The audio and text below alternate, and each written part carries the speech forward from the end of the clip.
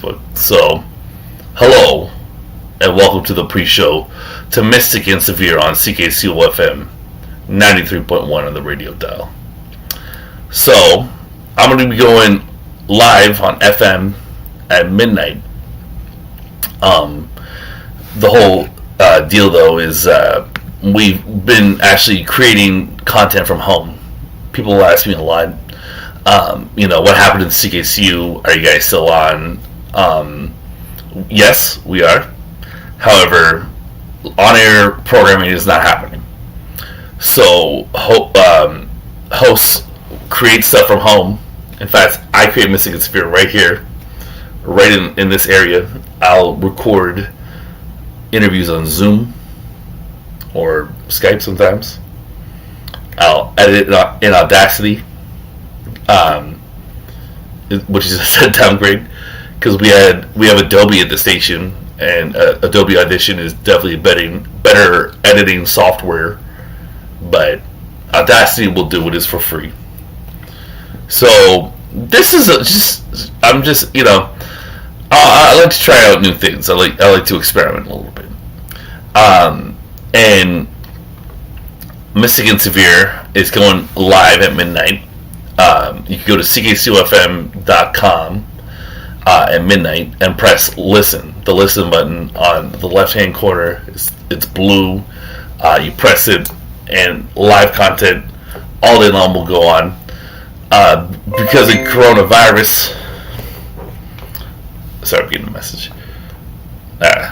Forget about it, actually. Because of coronavirus, we don't have, steady programming. Not every host is doing it, or they miss shows. So, but I know, Dave Aardvark, our program director, has always got some good stuff queued up, or whoever has got it. I don't know who does it, but that stock stuff is not just garbage throwaway stuff. It's actually amazing. It's amazing stuff. I listen to CKC when I drive around the city, which is less and less during coronavirus. It's been a weird year. So it's kind of neat that I decided to do this before my first broadcast in 2021. This broadcast coming up is actually, we're going to get to that later. But, I just thought it would be fun to do a pre-show where it's just me off the dome, unfiltered. I've got a script. I've got 4 bullet points, and I'll even tell you what it is. That's how I do. I just talk. I'm going to tell you about why I'm doing these streams. I'm going to talk about last year. I'm going to talk about what's coming up this year, and I'm going to talk about this specific broadcast coming up. Yeah, shout out to anyone who's watching this right now. So, yeah, this is great. This is a lot of fun. I've had open broadcast studio for a bit, but I've never done a proper stream, and this is fun stuff. And yeah, sure, it's not a great bit rate, and I probably don't sound excellent, but I think this is a cool setting. The skylight really, this is cool midnight vibes, right? This is Mystic and Severe, am I right? So, yeah, I think I'm going to do this. I'm going to keep doing this. I'm going to try to put it on Instagram too. Slap it up on IGTV. So follow me on Instagram. I'm the Movie Mystic 2020. I post at least once a day. And that's all upcoming hype for broadcasts. At least one a day. Or a YouTube video of an interview from a previous broadcast. So the other day, actually, I was looking at my material that I have left to drip onto YouTube. And I've got 40 left. 40 interviews. Some files I don't have. And I'm going to have to record them when I get back into the station. I basically had to take the broadcast and record it there, and then take the file and do what I do. I can't, like, that step right there, I can't do here. I don't have to say. So I'll pick up a couple or a few, I don't know. But, and then once, basically, like, you might be wondering what's going to happen once all my content is loaded up. Will there be that steady drip of uploads? And the answer is yes, absolutely. I'm going to record reviews and hopefully do visual essays. And one thing you have to look forward to is I'm going to start reviewing older movies, almost for the hell of it, just because they're in my Blu-ray collection. My goal, I've got 400 movies on Blu-ray. Well, actually, sorry, I have the Blu-ray.com app, and it breaks it down.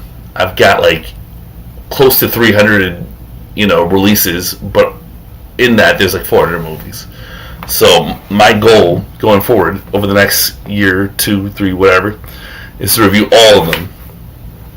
And then if I'm still in the air, review every movie I have seen that I've documented on Letterboxd that I can still find. I'm a big one thing that got me into movies was Roger Ebert's book, The Great Movies, and in that he basically documents. What he would do is he would write an essay for one movie he considered great that wasn't playing that week, and put it out there. So he's not just this like shill for the industry. He gets to talk about some stuff he's actually into. So that's kind of my thinking with that. I've got my top 5 Blu-ray releases of 2020 on this upcoming broadcast at midnight for you to look forward to. I'm not going to tell you what they are, but you could go on my Letterboxd and maybe get a clue for some of them. So that's Movie Mystic. I'm the movie_mystic on Letterboxd. So give me a follow there if Letterboxd is your thing. If reading reviews is your thing. Hopefully it is. So yeah, it was a weird year. 2020 was. Obviously. Global pandemic, man. That shit was heinous. It was very annoying. And creating Mystic and Severe was a challenge. Because, even though when I would hop in the booth, I would play a bunch of files that were edited and chopped up and everything, I was still going in live and doing the thing. And now I record, where I'm at right now. I'm doing like a podcast. So it made sense to hop on YouTube. I've been wanting to do it for a bit, but Berlin really gave me the, after doing the Berlinale, covered the Berlinale, spending 2 weeks in Berlin, it was like, whoa, I got to get this content, a home, a bigger and better home, because when I started Mystic and Severe, I took all those old interviews and I just dumped them on SoundCloud, which is great. However, most people don't go to SoundCloud for interviews, and also it was just a dump. So you get like 200 interviews, and what do you go to pick from? It's just all there at once. It was like when Disney announced like the 10 Star Wars shows. It's like, okay, well, why don't you tell me about one at a time? Unless you're like an industry insider, that's basically just going to be a lot of this, a lot of noise. So YouTube's been great. More people have been engaged with the content on YouTube than SoundCloud. Surprise, surprise. And it was that drip effect. Like I drop one every 2 days. Maybe it's from an old broadcast, like a recent broadcast rather, or maybe it's from an old broadcast, because I've been recording interviews since 2016. Really popped off 2017, 2018, and then 2019. Woo, big. So yeah, YouTube was like getting them a better home, and it's been going well. And I hope to be doing lives. I'm enjoying this so far. Most definitely. But I'm not gonna lie. It's to make the show from home is different. You know, I have to rely on my gear, my wits, 100%. I don't have, a place to go to that's like separate from home where I do radio. Like it's all merged in together, which is like, I guess, advantageous in that you don't have to. It's advantageous that I don't have to go to a radio station to do an interview now. I don't get the best sound quality, but I can just do it here, and that's cool and everything. But I'll tell you what the worst thing is. The worst thing is taking all the files that you record, because it's the interviews, it's the tracks, it's the station IDs, and then it's also the in-between mic moments. On when I write down the files, I call it mic, M-I-K-E, on the mic, M-I-C. So there'll be like 7 or 8 mic on the mics as well. So I had to sort of I open one file, and then I import all of them and drag all of them until it's like, an hour bit, and then another hour bit, and then you drag both hours together and you got a 2-hour thing. It's pretty freaking annoying, man. It takes a long time to do that. I'm not gonna miss not doing that, whenever that is, because there's no end in sight to this.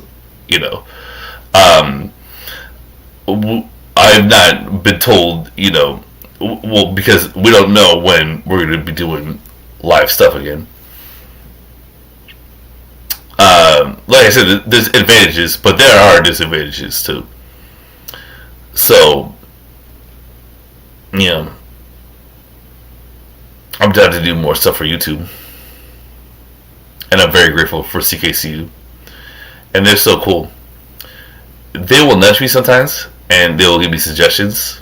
They won't nudge suggestions. They'll tell me what to do, but not much. I really do have a lot of free reign over. Well, I have a lot of editorial control. I'm the host and producer of Mystic and Severe, and they might hop on me sometimes, but CKCU, but not really. They've been great. And I've been able to go to Toronto, Montreal, Berlin to cover film festivals, and then go to LA to pitch a screenplay. I mean, come on. As far as like Ottawa opportunities go, that's fantastic. It's great. I love CKCU. And as fun as this stream is, Mystic and Severe and CKCU FM is way better. So if you're hopping in on this, or you're watching this at a later point, whatever, listen to Mystic and Severe on CKCU FM. If you're like into movies, that is. And it's like Martin Scorsese definition of movies.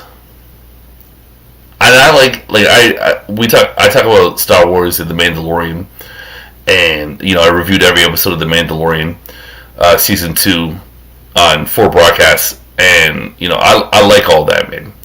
I'm not hating, but when I say like movies, like how Martin Scorsese means them, I mean like more original concepts, more authorship, different nationalities, often. Stuff that you can expect from the Mayfair and the Bytown Cinema, or would have expected at the Bytown Cinema, but now you can get on the Canopy streaming app. Great app.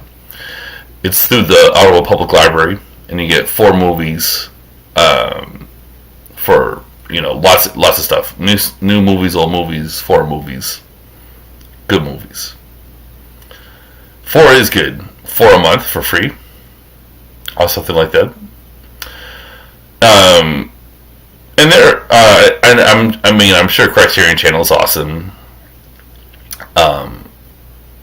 But and I did do an interview for projects with directors with projects on Netflix. Cam, the platform, and then what is the freaking thing? I'm not even going to try to go for it. But it was a documentary about a Latin TV astrologer. That was just this year. So, yeah, it's weird how things work out. There were a lot of good gets in 2020. David Cross, Michael Imperioli. A lot of publicists talked to me. I don't know. And went well. Despite a global pandemic, I was able to book a lot of cool interviews. Either I would do it directly to that person or through a publicist. And I don't want to mention people by name, but some good stuff is coming up in 2021. Rest assured. It's not the time to announce interviews, though. I will tell you this, though. While I booked a lot of interviews in August and September through Fantasia and Fright Fest, and then would kind of keep booking as time went on, and would have to drip out those Fantasia and Fright Fest interviews, for I sat on one, for example, for 3 months, and that's great. I am out of interviews right now. I have some scheduled, but with this broadcast coming up, you will hear my 2 final interviews in the can with Eva Habermann. A lot of people know that show Lex. I actually didn't see it, but it's from the 90s, shot in Halifax. She was really cool. She lives in Berlin. I think she's from Frankfurt, though. But yeah, she lives in Berlin. And she was in Sist with Greg Sestero and George Hardy. I interviewed George Hardy recently and have interviewed Greg Sestero twice. If you don't know, Greg Sestero played Mark in The Room and wrote the book The Disaster Artist, which James Franco picked up. Yeah. He co-wrote the book, The Disaster Artist. Tom Bessel was the other writer, a journalist. Yeah. So Ava Habermann was in Sist, and she was in Under Control, which is like a Troll 2 sequel. And she talks about Claudio Fragasso, the director of Troll 2, her interaction with him, in the interview coming up on my broadcast at midnight. And then she was in Sky Sharks with Tony Todd, a movie that played at Fright Fest, which I could not see, didn't see. Wanted to interview Tony Todd, didn't happen. Tony Todd played Candyman, which I'm a big fan of. Fun movie. Anywho, my other guest is David J. McNeil, who has a podcast called Cool Story, which I found on YouTube. I know it's on other platforms though. And he is a voice actor. Does commercials. Had a scene cut from Shazam, and was in a Resident Evil video game. Did some voices for that. And man, he's got a cool voice. I was envious of that voice. Masculine, strong, cool guy, and he's from Ottawa. We try to stress, CKC tries to stress local content, and you can't really stress local content when you cover international film festivals. So you can look forward to more local and Canadian content in 2021 from Mystic and Severe. So yeah, 2 interviews with Eva Habermann and David J. McNeil coming up, as well as 2 listicles. Oh, 2 lists, not listicles. My top 5 Blu-ray releases of 2020 and my top 10 movies of 2020. What was great about that is, they're not multiplex movies; they're all festival movies. In previous years, I would not put movies that didn't get a wide release on my list, but this year that could not be the case. And going forward, I don't know. We'll see. Maybe I'll just break that rule. Forget that rule. If my favorite movie played at a festival and me and 10 people saw it, then that I'm, and I want you to see it, then maybe I'll put it in my top 10. I don't know. We'll see. We'll see. But what else do I have to say? Oh, while I'm not going to announce upcoming interviews, I will tell you that I am.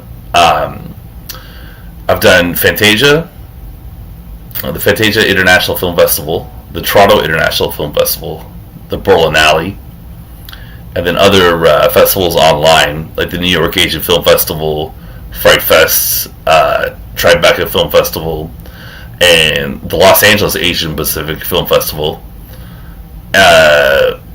While I've done all those, I will be doing another major film festival for the first time, covering a major film festival for the first time in 2021, South by Southwest. South by Southwest in Austin, Texas.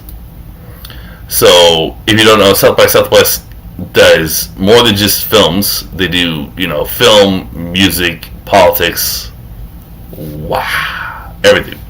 But I will be strictly covering the movies. I'll just be interviewing people in the film industry.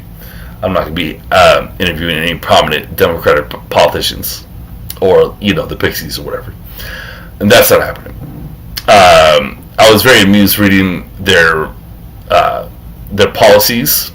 They have a firearms policy. They definitely don't have that at TIFF. Everything's bigger in Texas. It was when last year they said South by Southwest isn't going to happen. It's canceled.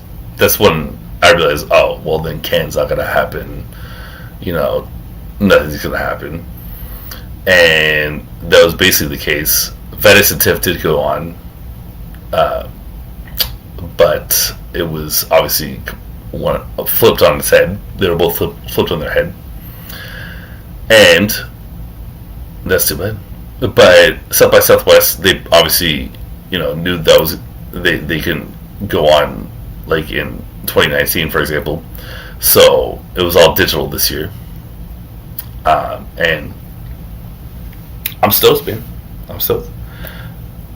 I want to do more American film festivals. I want to do Tribeca properly this year. I would love to do Sundance one year. And I would love to do Cannes. But in the short term, I want to do more American festivals. And I want to keep doing Canadian film festivals. But I don't have the travel bug. I don't need to go. I don't need to cross the Atlantic anytime soon. Doing the Berlinale was enough. I wanted to go to a European film festival like Cannes or the Berlinale for a long time. And I did it. So doing the Berlinale is kind of like checking off that box. Pretty much. Never say never, but I'm not thinking about it. I'm not thinking about going back there to Europe. They have a lot of cool festivals, though. In Spain, in Estonia. That's cool things, but I'm not thinking about it. No. It's expensive, man. If, I'm not saying circumstances can't change, but as it stands, forget about it. So it's been fun. I think I'm going to wrap this up. I will definitely do this, though, in 2 weeks' time. So keep rocking with Michigan Sphere tonight at midnight. Tune in at midnight. And I laid it all out there. I told you why I'm doing this. I just like to do fun new things, show off my skylight. This light kind of caught out on me. I'll look into that again. But if you're enjoying this, you'll love Mystic and Severe. And if you like Mystic and Severe, and you're just checking this out because you're being a pal, thank you. So, anyways, that's it for this. Tune in, ckcufm.com, and then when you're there, press listen.